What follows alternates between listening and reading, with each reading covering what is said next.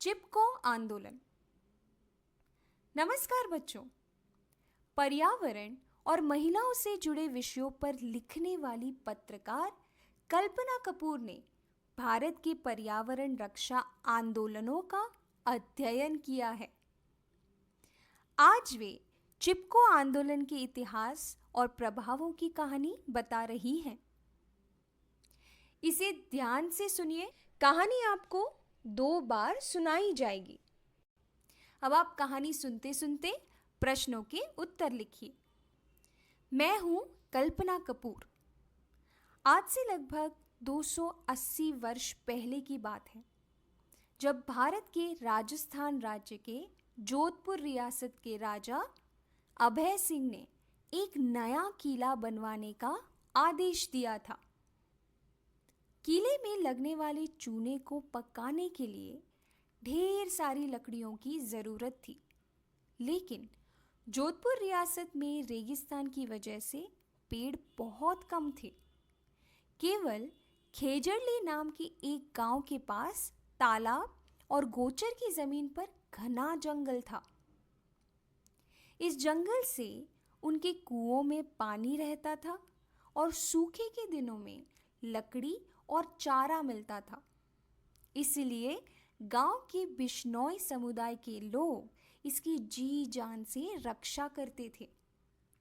रियासत के मंत्री गिरिधर दास भंडारी ने गांव के लोगों की इस भावना की परवाह न करते हुए राजा को प्रसन्न करने के लिए सारे पेड़ काटकर लाने का आदेश दिया।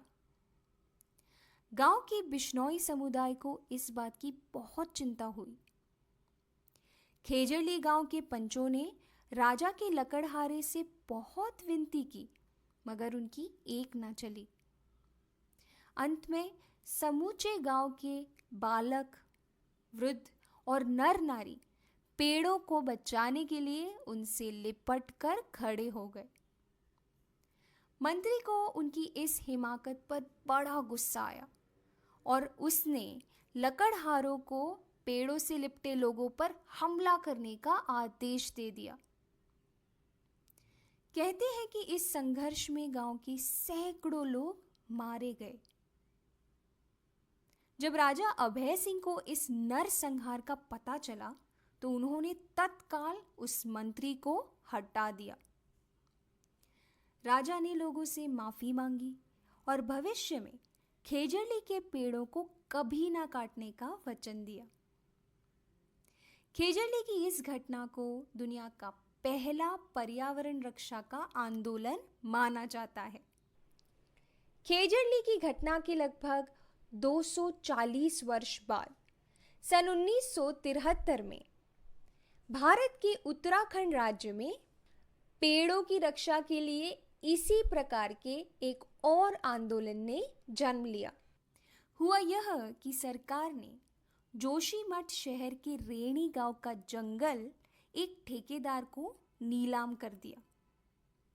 इस वन की कटाई को रुकवाने के लिए गांव वालों का एक दल गांधीवादी समाज सेवी चंडी प्रसाद भट्ट को साथ लेकर जोशीमठ के सरकारी अधिकारियों के पास गया।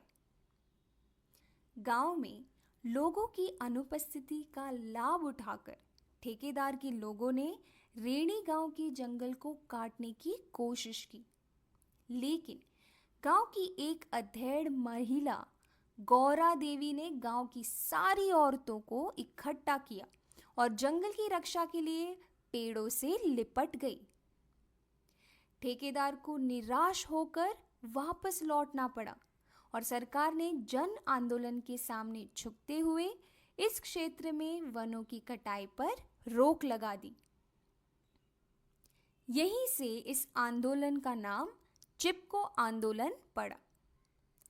चिपको आंदोलन की विशेषता यह है कि इसमें महिलाओं ने मुख्य भूमिका निभाई है। वनों की रक्षा के साथ साथ चिपको में शामिल हुई महिलाओं ने महिला पंचायत बनाकर स्त्री साक्षरता, स्वास्थ्य सुधार और नशाबंदी जैसे सामाजिक विषयों पर भी ध्यान दिया। वास्तव में चिपको आंदोलन पर्यावरण के साथ साथ समाज सुधार का आंदोलन भी था और इसने भारत ही नहीं बल्कि समूचे विश्व में अपना प्रभाव छोड़ा। धन्यवाद।